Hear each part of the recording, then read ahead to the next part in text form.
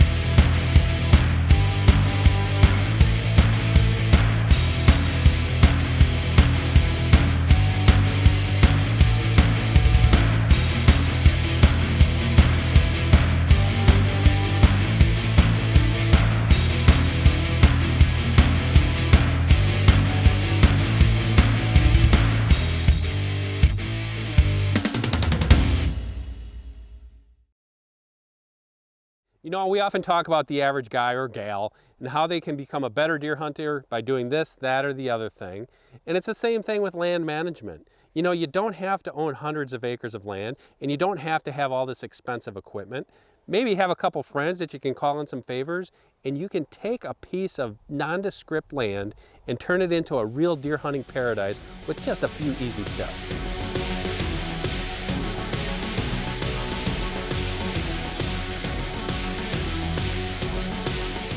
So that was my assignment last year.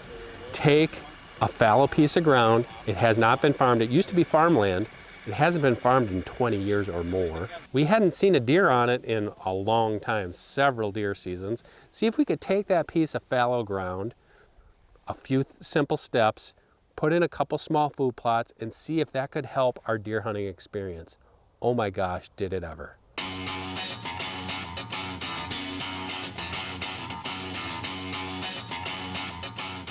Okay, these are the steps that I used. You might try something different, but for me it was easy. Kill it, till it, kill it again, and then plant it, and pray for rain. So on this piece of property in particular, it's been fallow for so long. So killing it was, I was not gonna go in there and spray it immediately because there was so many years worth of dead weeds. The sod was really thick. I had to get beyond that before we could really start dealing with the immediate weeds. So what we did was we went in there, we just turned that soil. My buddy came in with his tractor and he just turned that soil to get it exposed a little bit. So from there, once that land was exposed, we went in and we sprayed it once. This was a small food plot, not even 1/8 of an acre. And we went in and we sprayed the tops where that soil had been turned up. That's gonna kill at least those immediate weeds that were growing up right there. Then I knew we could come in for the next phase. Coming up next, Dan explains his innovative process for finishing his first DIY food plot ever. Later, his efforts are put to the test as he prepares for his first bow hunt of the season. Land of Whitetail is brought to you by $1 Million Buck Bash powered by Apex Competitions. Hunt, compete, win. Outdoor Edges game processing sets to do it yourself and save. Redneck Blinds, the best hunting blinds on the planet. Cuddyback, Cuddylink, 24 cameras, 1 cell plan, $10 a month. And by Hunt Stand, the #1 hunting app in the country. For hunting, shooting, camping, fishing gear, and more, go to sportsmansguide.com. They sell all the top brands in the industry at unbeatable prices. For everything you need to outfit your passion for a lot less, go to sportsmansguide.com.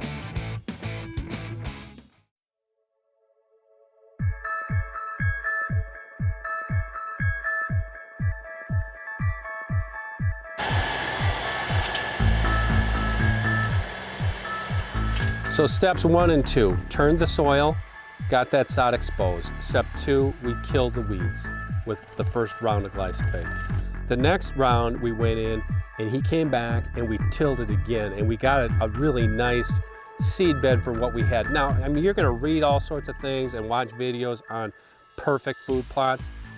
I didn't have the time, money, or energy to do that here. Basically, I just wanted to get something in the ground. We had some Antler King seed there that we wanted to get in the ground, what we knew was gonna grow as long as we got good soil contact. I didn't have access to a lot of fancy equipment to plant. I already called in 2 favors to get this field to where it was at right now. So what I did is I went in and hand seeded it, and then for the lack of having anything else, I just took my pickup truck and just drove over that plot a few times just to get that seed into the ground. It worked. You know, those plants came up very easily. Now, when you look at it, when you're doing a food plot like this, it's not gonna look like that food plot that you see on TV. You know, it's not gonna look all just super lush and green. But for me, I looked at it, not too bad for a first try. I had the stuff growing in there. Deer and turkeys are already showing up and using it within days.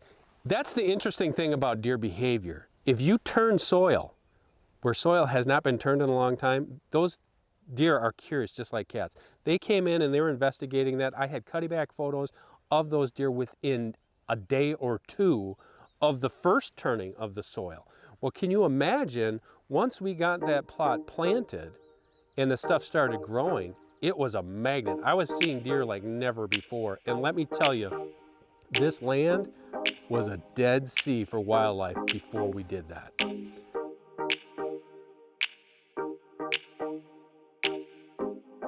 I'm getting pretty excited. Bow season is a couple weeks away, and all of a sudden I'm starting to get some pictures. Now you have to understand, where I live and where I hunt is not a trophy buck paradise by any stretch of the imagination. We're surrounded by a lot of public land, and a good buck here is, you know, your average nice size 8-point, you get some 10 points. And I got 2 pictures immediately of 2 deer that I'm like, I will be totally happy to shoot one of those deer should they come in. So now my hunting tactics kick in. I gotta strategize. I'm not gonna hunt that plot unless the conditions are perfect. When you're living in an area with lots of public land, those deer pick up on things really quickly. Wow.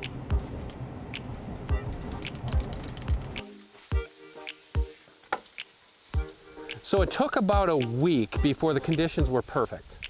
The wind was right, there really wasn't much wind. It was overcast.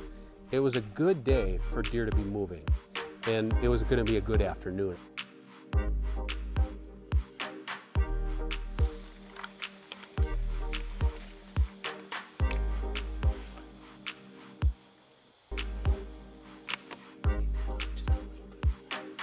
My TV producer, David Gallane, and I get in there, and I tell him immediately, I'm not gonna shoot a doe, I'm holding out for a buck. I could not hold out.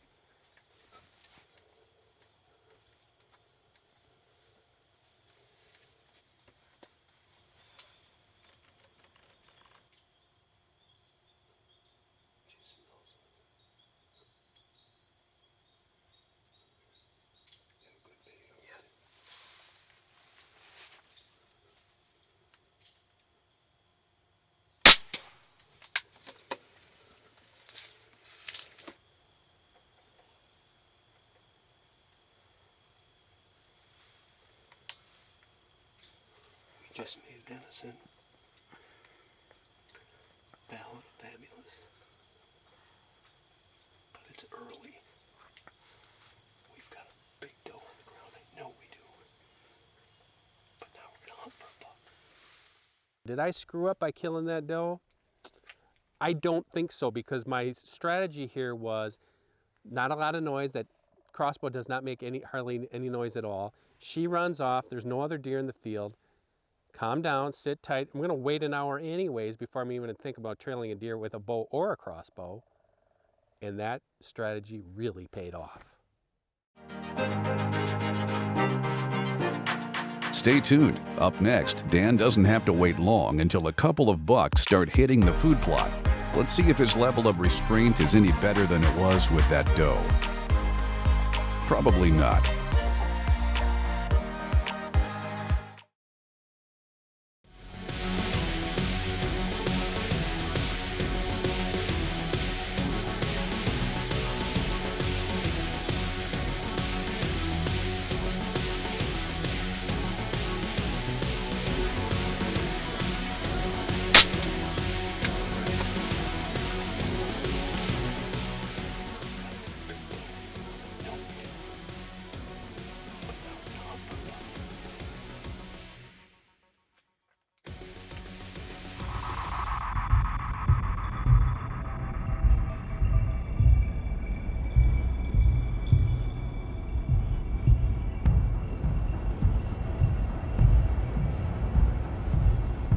I was so paranoid. I've got these 2 bucks, the 8-point that I really wanted. It's just a beautiful deer. He's feeding in the food plot. I don't know what's gonna happen here. I'm really concerned that he's gonna pick me off. And I didn't say it to David, but I basically said, sorry man, I've got a shot and I hope you're on it.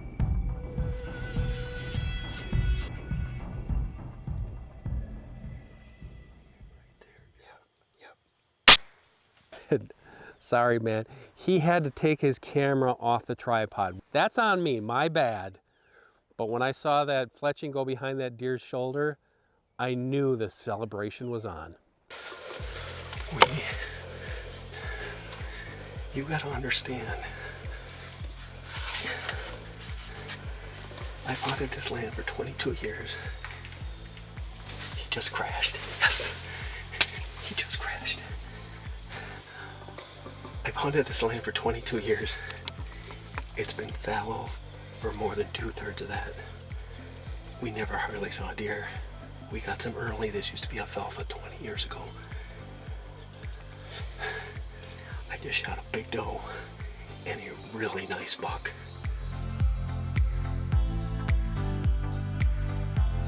I'm gonna go find that doe first. She got in there a little ways. She went about 150 yards. It was a nice long shot, but we found her. Awesome blood trail. That sever basically went right through her wide entry and exit holes. Just a beautiful blood trail.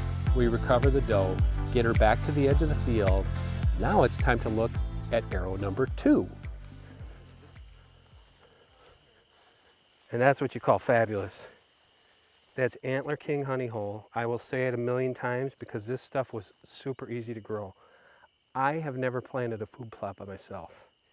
First time right here. Flashed on the rocks here. It's right here. It's right here. It's right here. Right there. Right. That's my buck, boys. That is my buck. A sever moment. What a nice buck. Hang on. Now this is just picture perfect here, but I'm gonna do the famous TV thing here. He's dead. We did it, 50 yards.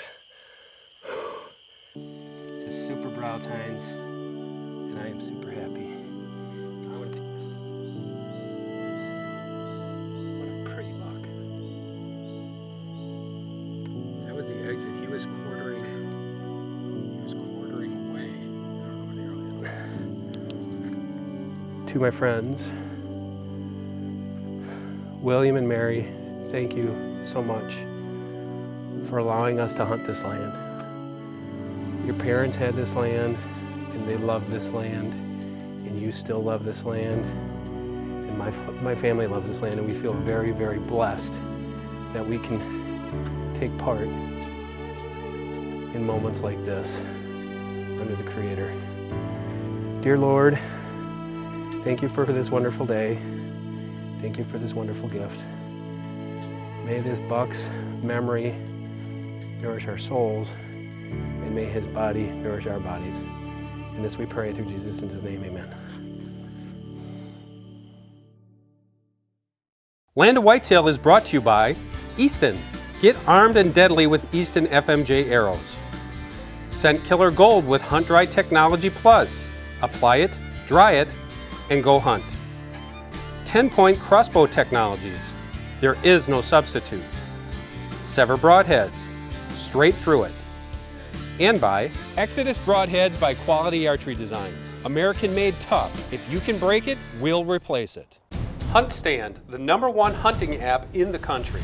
Revolutionary mapping abilities, weather info, national property ownership database, ultra high resolution map printing services, and much more.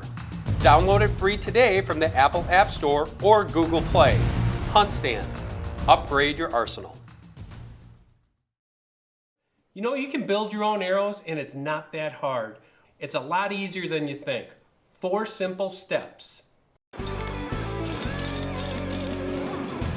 All right, so as any good carpenter will tell you, you measure twice and cut once. That's what we're going to do with our arrows here. So I've got 2 of my different arrows, and the reason why I do this is if I just take out of one batch, maybe that batch wasn't the way I wanted it. So I'm going to, just to be sure, I'm going to try to measure 2 different arrows. First thing I'm going to do is take out my field points. So the last thing I want to do is get that measurement wrong. That's going to add, you know, an inch to the measurement. We don't want that. We take out our field points.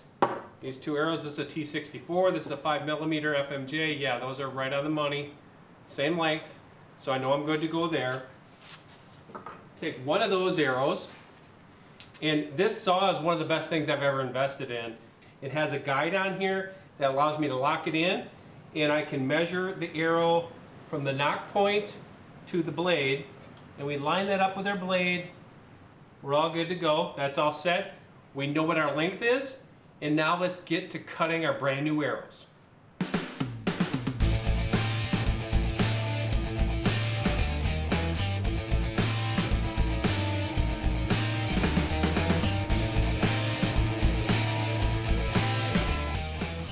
One thing you might have noticed there, once I get it into the jig, I'm going to bring it real slowly, and as I approach the blade, I'm turning that shaft in a clockwise motion very slowly until it touches the blade, and keep that motion going until a piece cuts off. That way you're going to get the most consistent cut every single time.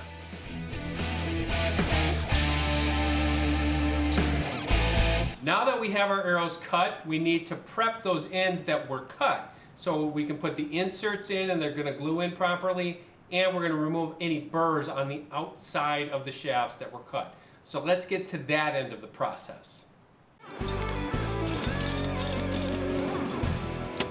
Okay, step 2, we're going to prepare the arrows for the inserts. This is pretty easy. It's a 4-step process. It's just a little bit time consuming. So what we're going to do here is we're going to rough up the inside of the shaft. We're going to clean it out with some isopropyl alcohol. You could use acetone. You could just use about anything just to clean that out when you're done. And then we're also going to buff the end of the arrow where it was cut off to make sure that's smooth, so the insert will fit in there really nicely. With all the arrows that you get, the FMJs, you get an epoxy. This is called the HIT epoxy. It basically has the glue and an agent in there that you snip this, you pour it on. I usually use a little piece of plastic or something. You stir it around with a toothpick. That gets the glue to where it needs to be. You apply it to the insert, and then you can insert the insert with this special little tool that comes with your arrows. What this does, it helps from getting glue inside the insert, which is going to mess you up with your field points and your broadheads. Step 3, what we're going to do is prepare the shafts for the vanes. It's the same process, very simple. Wipe the shaft with some isopropyl alcohol, clean it off, dry it, make sure it's dry. Don't touch it with my fingers and get oil on there or anything like that. When it's dry, then it's time to put the vanes on, and we can do that with the Easy Fletch. Super easy, super fast. We can do a dozen arrows in no time. The key to fletching any arrow is your glue. You got to have good glue. They make special fletching glue for arrows, and also in lieu of that, you can use super glue type product if you can't get this. If you're going to fletch arrows, think ahead, because this stuff is not readily accessible in a lot of stores. You have to go to a sporting goods store. You can order it online, but it sometimes takes a little bit to get there. Super easy process, and we're just going to go through it right now. As I just take my FMJ, I put it in here, and it's going to self-align. There's a notch in there, and then basically what it'll do is it's going to line up those fletchings. And then with the glue is you just want a thin little line on there, and what I use is a little toothpick just to spread the glue on the vane. Okay, so we got that. So then what we do is we just take vanes up to the shaft, over the top.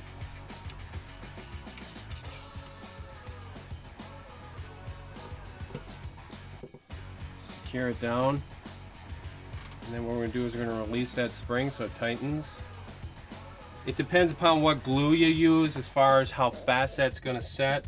This is going to set within minutes, but I'm going to give it about 15 minutes to let it set, and then move on to our next arrow. Set my arrows off to the side. Don't let anything touch the fletchings.